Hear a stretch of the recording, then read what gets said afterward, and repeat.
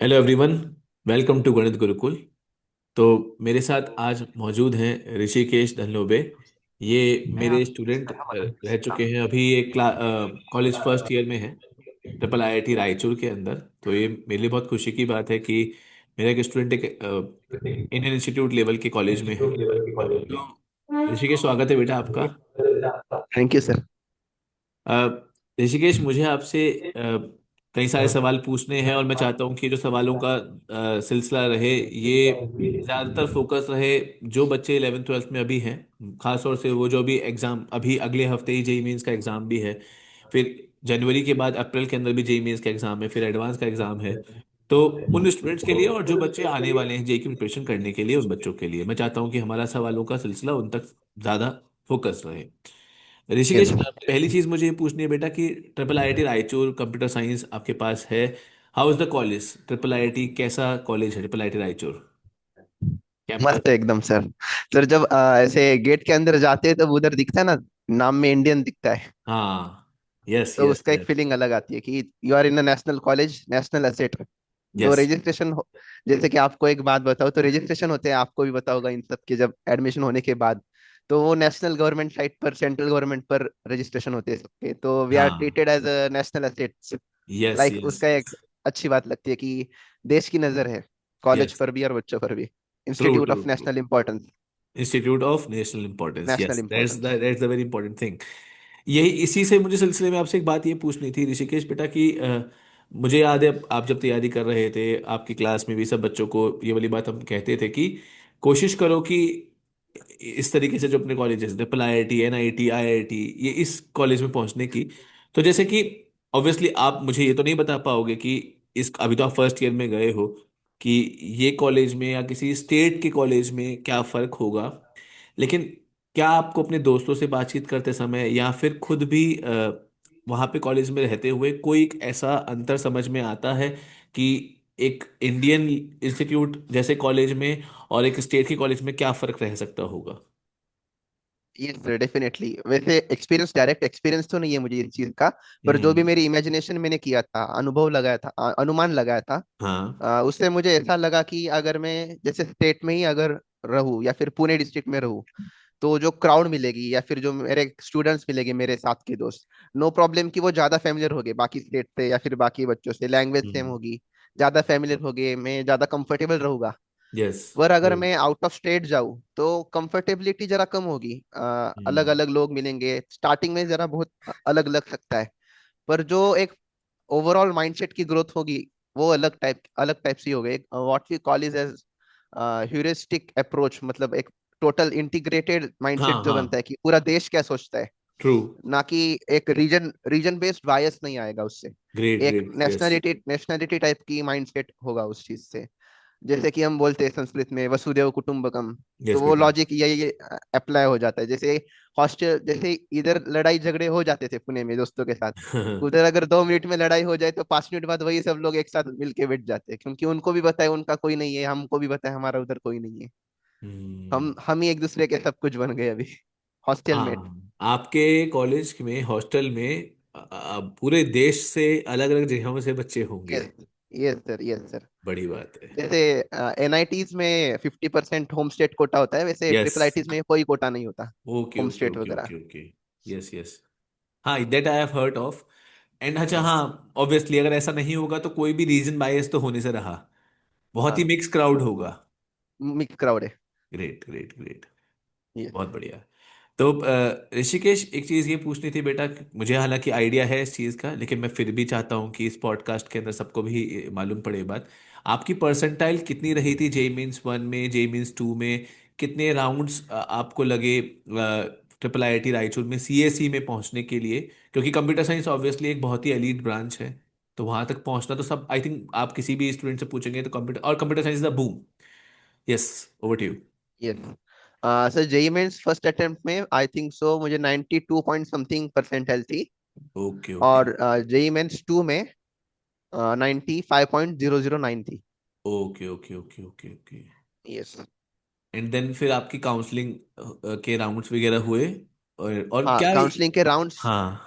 मुझे जोसा में कॉलेज मिले थे। सबसे पहले मिला था, आई थिंक सो, कोई तो एक जीएफटीआई था, yes yes yes. North India का। और उसके बाद संत लोंगवाल इंस्टीट्यूट मिला, last flight. Last second second last round में, संत yes Longowal yes yes. Institute. फिर उसके बाद एकदम लास्ट में जाके, फिर जोसा का राउंड खत्म हो गए। मतलब पहले राउंड में ही कॉलेज मिल गया था वैसे जोसा में, पर वो जीएफटीआई था, जो समय सीएसई आपको में। ट्रिपल आईआईटी नहीं मिली थी। नहीं, ट्रिपल आईटी नहीं मिली थी। फिर ओके। सीसैप राउंड, सीसैप के मॉक राउंड में पता चल गया था कि ट्रिपल आईटी मिल सकती है, पर सीसैप राउंड वन में कुछ नहीं आया। फिर राउंड टू में इसी ट्रिपल आईटी रायचूर का एआईडीएस ब्रांच आया था। ओके फिर उसके बाद वो स्लाइड हो गया, फ्लोट हो गया। फिर सीसैप राउंड थ्री में सीएससी ब्रांच आया, ट्रिपल आईटी रायचूर का। Okay okay okay okay. मतलब सब्र का फल मीठा, कि यस, हाँ, वेट वो बाद करना पेशेंस पड़ा बहुत चेक होगा। किए। पेशेंस बहुत चेक करते हैं वो। फिर 14 अगस्त को आई थिंक सीसैप राउंड टू का रिजल्ट लगा था। यानी कि आपकी काउंसलिंग चली है तकरीबन तकरीबन 2 महीने, क्योंकि जोसा की पूरी काउंसलिंग हुई, फिर सीसैप के अंदर आप बैठे होंगे, तो सीसैप में हाँ, फर्स्ट सेकंड थर्ड में एंड जाके थर्ड। आपको वो ब्रांच मिली। यस, जो इसके सही बाद थी, भी हाँ। कोई राउंड रहते हैं बेटा सीसैप के? नहीं नहीं थर्ड नहीं। के बाद नहीं थर्ड इज द फाइनल नहीं। राउंड। थर्ड इज द अगर फाइनल आपको राउंड। फाइन, अगर अच्छा अच्छा, पर इसके लिए ये रिस्क रहता है क्या कि अगर मान लो आप, अच्छा, या फिर वो सीट फ्रीज होती रहती होगी, मतलब अगर हाँ आप फॉर एग्जांपल आपको सीएस नहीं मिलता, तो आपके हाँ। पास एआईडीएस रहता है या वो भी चले जाता एआईडीएस थी। है? नहीं, रहता वो है। रह जाता, वो रहता उसी है। कॉलेज का। ओके ओके, अब स्पॉट राउंड वाला सिस्टम खत्म हो गया है शायद, है ना? नहीं, और स्पॉट राउंड नहीं, यही है, सीसा भी है लास्ट राउंड। एक्चुअली हमारे टाइम पे there was a thing called as spot round. उसमें आपको अच्छा। रिस्क पे खेलना होता था, कि मतलब आपने क्या किया है कि अब हाँ। अगर स्पॉट राउंड में कोई चीज मिली तो मिली, वरना कुछ नहीं मिलेगा। अच्छा। और नहीं, यहाँ उसमें, नहीं है सर वैसा। यस, चलो फिर तो ठीक है, फिर तो ठीक है, but still it's a lot of patience, क्योंकि 14 अगस्त में आपको मिला होगा, आप कॉलेज कब गए हो फिर? 27 सितंबर। बहुत लंबा खासा समय। बहुत यस सर। पेशेंस, बहुत पेशेंस, सही बात है। यस। तो ऋषिकेश, ये बात भी काफी अच्छी कुछ मालूम पड़ी, मतलब हम एक बात कह सकते हैं मोटे मोटे तौर पे कि ट्रिपल आईटी रायचूर में 96 95 से 96 परसेंटाइल, मतलब आप कम से कम इतनी तो लानी ही होगी। यस इतनी सर। परसेंटाइल तो है ना ट्रिपल आईटी रायचूर, या और भी? ये आई थिंक नई ट्रिपल आईटी है ना? न्यूएस्ट है, न्यूएस्ट। न्यूएस्ट है। Yes yes yes. तो यहाँ पे जितने भी लोग मेरे साथ जुड़े हुए हैं, जो बच्चे इस वीडियो को देख रहे होंगे, मेरा एक संदेश है ऋषिकेश के माध्यम से, वो ये कि आप अगर, जब आप एग्जाम की प्रिपरेशन कर रहे होते तो आपको नहीं पता होता कि आप किस कॉलेज में पहुंचोगे प्रिपरेशन करते वक्त, इसलिए बिल्कुल हिम्मत नहीं हारनी चाहिए, लास्ट मोमेंट तक अपनी तरफ से पूरा एफर्ट लगाना चाहिए, क्योंकि ऋषिकेश हमारे सामने एग्जाम्पल है इस चीज़ के कि आप 95 परसेंटाइल, एक अच्छी परसेंटाइल कैसे बनाई जा सकती है, आप अपनी परसेंटाइल का कैसे बेस्ट टू बेस्ट यूज निकाल सकते हो, वो ऋषिकेश इस चीज का एक बेस्ट एग्जाम्पल है। क्योंकि मुझे याद पड़ता है कि ऋषिकेश हमारी बातचीत हुई थी तो आप सीओईपी जाने की बात भी कर रहे थे, और भी जगहों पे जाने की बात चली थी, दो those also are very good colleges, but yes. Yes, getting into a triple IIT with a computer science branch is a big thing. And क्योंकि ये काफी लोगों का ड्रीम है, काफी बच्चों का ड्रीम होता है कि यार हाँ, हम ट्रिपल आईआईटी जैसे कॉलेज में पहुंच जाए, computer science branch is a big branch. But having said so, मैं बच्चों को भी बताना चाहूंगा कि Rishikesh as a student could have done better, much better than what he did. Obviously he did good, but he could have done much better. There was something with कुछ family के issues भी रहे थे, लेकिन मैं अभी उससे ज्यादा जरूरी चीज बात करना चाहता हूँ ऋषिकेश के रिसर्च ओरिएंटेड माइंडसेट की। ऋषिकेश एज अ स्टूडेंट अब रिसर्च के अंदर ही was very highly interested, and JEE के जो 11th 12th के ईयर्स भी थे उसमें भी वो काफी हद तक रिसर्च के अंदर रहते थे। तो ऋषिकेश, इस पे मैं आपकी राय लेना चाहूंगा कि बेटा रिसर्च ओरिएंटेड माइंडसेट जो होता है उसका 11th 12th में कुछ नेगेटिव इम्पैक्ट पड़ता है कि नहीं?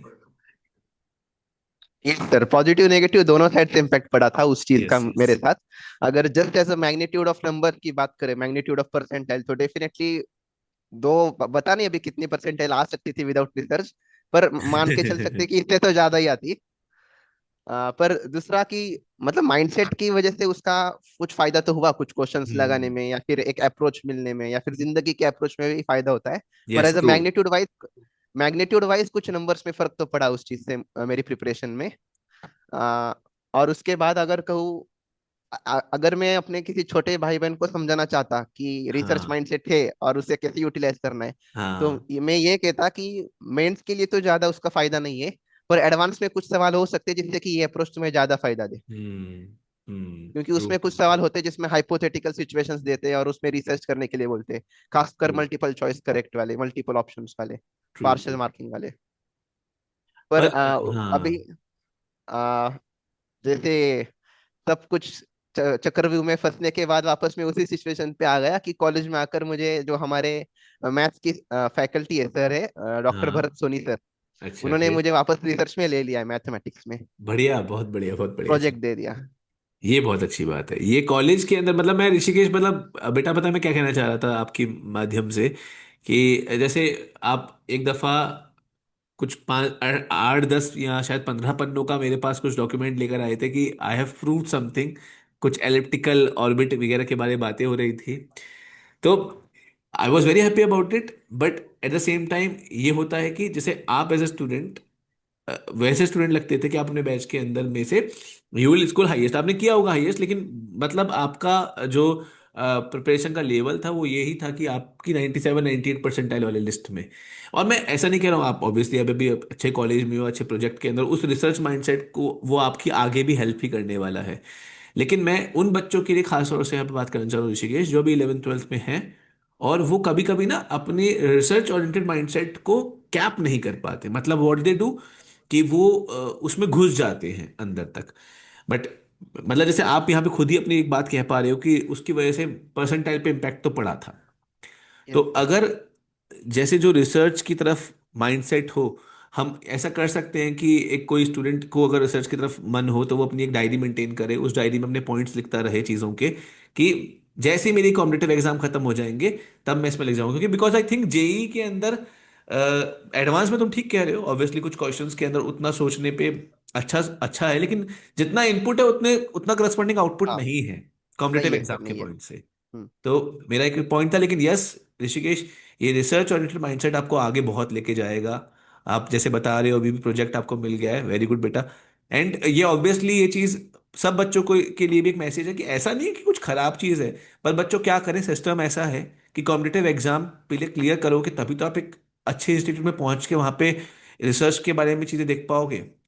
मैं ये नहीं कह रहा हूँ कि ये एकमात्र रूट है।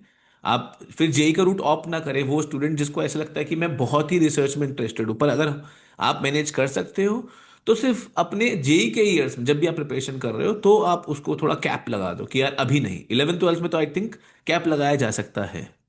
Yes sir. इसी के साथ साथ ऋषिकेश मुझे ये भी आपसे बात करनी है बेटा, जैसे कि एक दफा आपने मुझे बताया था कि आप 11th से पहले भी, जेई से पहले भी you are doing something of like say competitive sort of preparation, कुछ महाराष्ट्र के किसी एग्जाम की बात बता रहे थे, तो मैं चाहूंगा कि आप यहाँ पे सबको बताएं। सर जैसे कि मेरे पेरेंट्स भी खुद टीचर ही है। अच्छा, ग्रेट उन्होंने ग्रेट मुझे, ग्रेट। यस, ग्रैंड पेरेंट्स भी, मतलब सारे एजुकेशन फील्ड से ही आए। तो उन्होंने मुझे बचपन से बताया था कि 5th और 8th की स्कॉलरशिप होती है महाराष्ट्र की। अच्छा। अगर अमाउंट की बात करें तो amount is not that much high as a money amount, but उसका एक अलग प्रेस्टीज रहता है। मतलब कि जैसे बोला जाए कि अगर कोई यूपीएससी में जाए, आईएएस वगैरह बने, तो उनके इंटरव्यू में भी वो बोल देते हैं ये बात कि I have got scholarship of 5th and 8th। जैसे कि बिकॉज एनटीएससी उसमें, की होती है वैसा ही कुछ? हाँ, उसी उसी टाइप से सर, उसका नाम? NTSC type.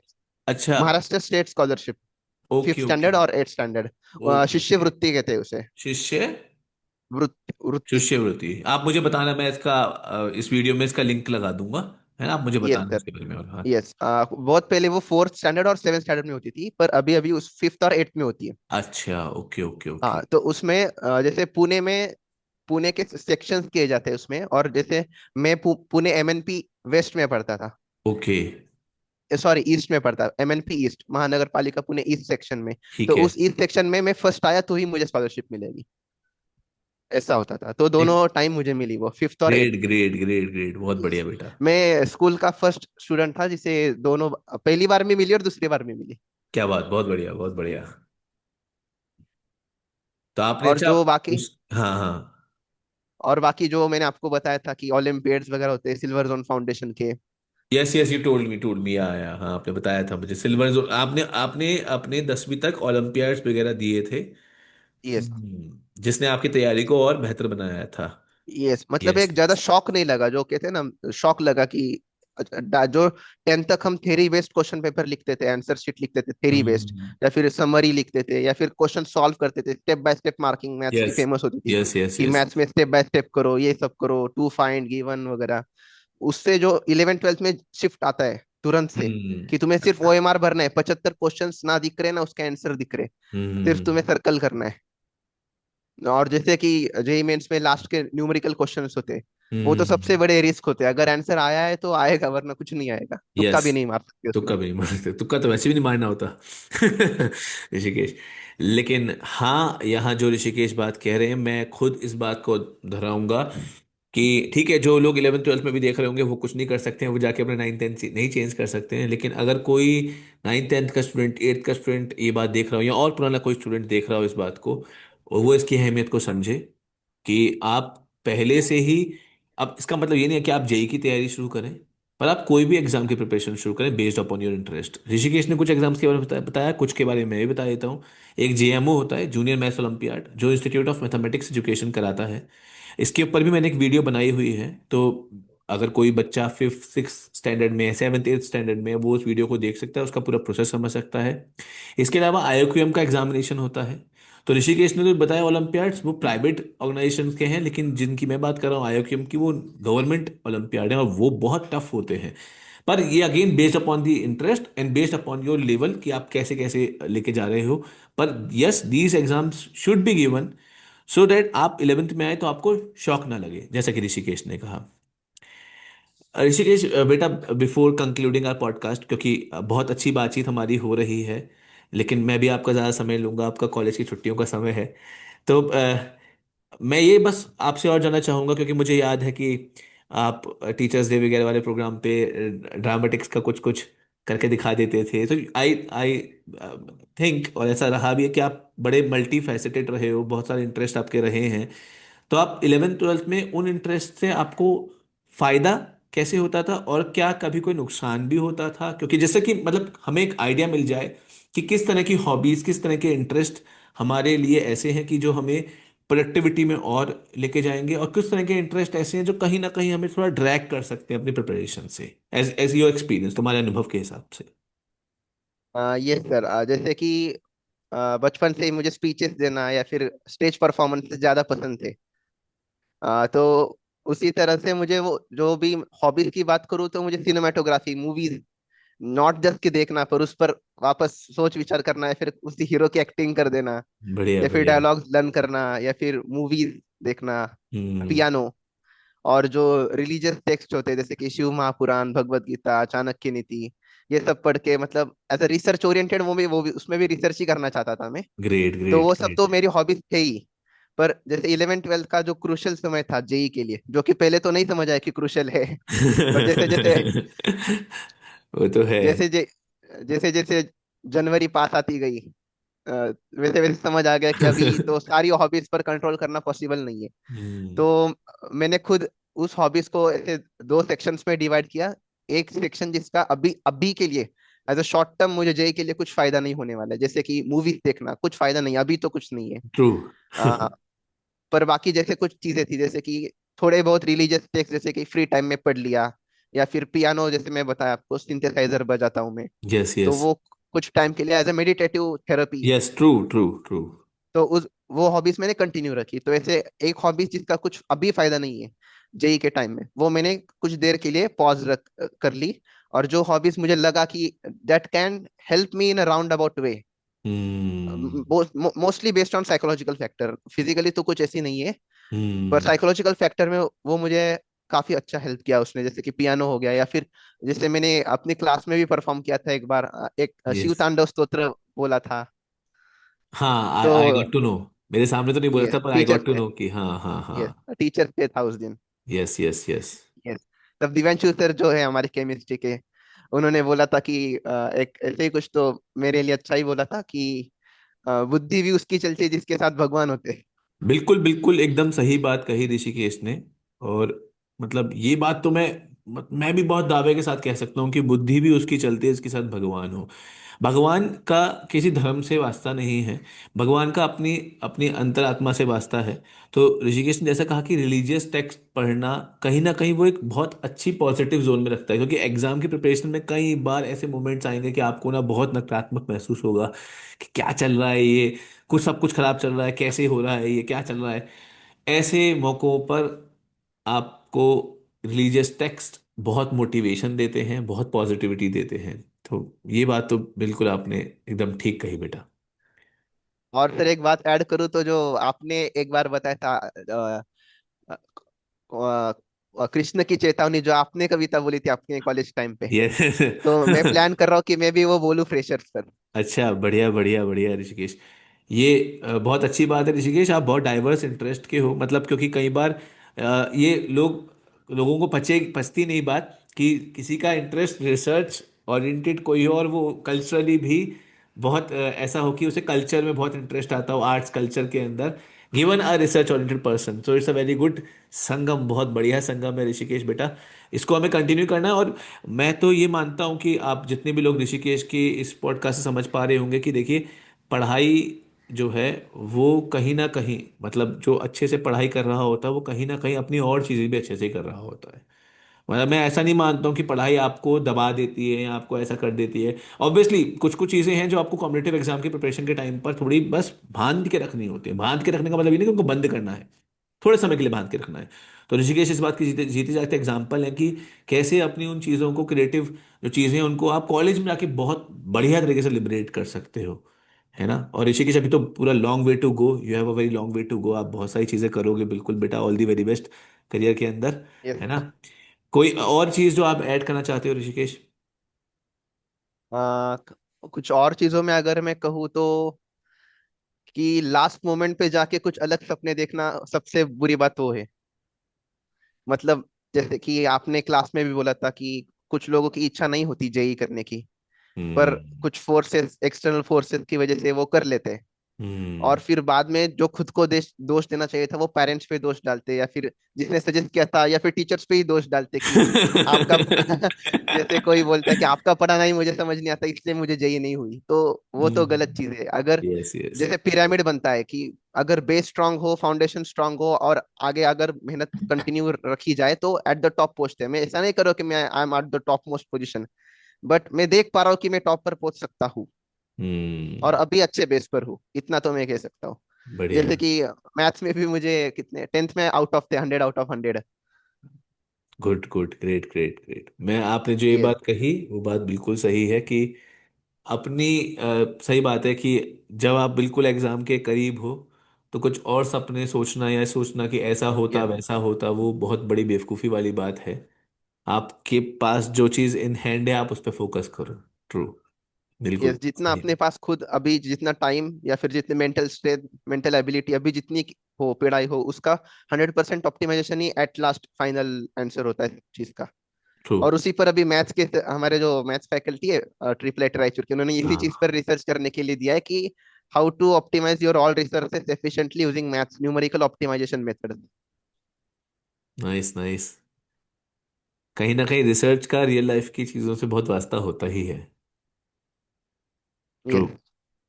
और सर आपने भी उस वक्त ये सेंटेंस बोला था इसी कुछ संदर्भ में, कुछ ग्रुप के लिए या फिर कुछ स्टूडेंट्स हाँ। के लिए, कि पेरेंट्स के और टीचर्स के मामले में, जैसे कि कभी कभी हमें लगता है कि हमें टीचर्स फोर्स कर रहे हैं। जैसे सारे फैकल्टी मुझे बहुत फोर्स करते थे, मतलब एक दो बार तो ऐसे डांट के भी समझाया था, प्यार से तो हमेशा ही समझाते थे, पर डांट हाँ। के भी समझाना पड़ गया है बहुत सारे फैकल्टियों को मेरे मामले में, कि भाई अभी रुक जा भाई, जो काम अभी हाथ में वो कर, पहले आगे के सपने देखने से अच्छा। हाँ। तो कभी कभी लगता है कुछ स्टूडेंट को, बहुत कम लोगों को लगता है, पर कुछ स्टूडेंट को ऐसा लग सकता है कि पेरेंट्स या फिर टीचर हमें फोर्स कर रहे हैं, या फिर लाइक जेल प्रिजनर ऐसा फीलिंग भी आती है कभी कभी हाँ। कुछ हाँ। लोगों हाँ। को। तब आपने एक सेंटेंस बोला था कि पेरेंट्स या टीचर्स का निर्णय गलत हो सकता है कुछ कारणों की वजह से, पर उनकी नीयत कभी गलत नहीं हो सकती, क्योंकि बिल्कुल। वो हमेशा यही चाहते हैं कि जो भी हमारा शिष्य हो या फिर हमारा बच्चा हो, वो एक लेवल हमसे ऊपर रहे। ट्रू। बिल्कुल बिल्कुल सच्ची बात है बेटा, ये बिल्कुल एकदम सही बात है ये। आपको बहुत बातें याद है मेरी। यस सुन के सर, बहुत अच्छा डेफिनेटली। लगा। सुन के बहुत अच्छा लगा, है ना। तो आई बिलीव कि ये सब बातें सुनकर जो भी बच्चे अपना जेई का एग्ज़ाम देने वाले होंगे, या 11th में होंगे, या 10th में होंगे, 9th में होंगे, जो सोच रहे होंगे, उनको एक बड़ा अच्छा खासा आइडिया मिला होगा। उनको बहुत सारी बातों पे बहुत सारी क्लैरिटी मिली होगी। और मैं ये उम्मीद करता हूँ कि आगे भी हम, जैसे ऋषिकेश है, मुझे फिर से कोई और अच्छा मौका मिलेगा ऋषिकेश से बातचीत करने का, इस संदर्भ में ऐसे वीडियो बनाने का। तो ऋषिकेश, बहुत बहुत सारी शुभकामनाएं बेटा आपको भविष्य के लिए। आप यूं ही थैंक यू सर। आप अलग अलग फील्ड्स में अपना अच्छा करते रहना, है ना। तो ठीक है। Yes sir. Yes sir, okay. Definitely.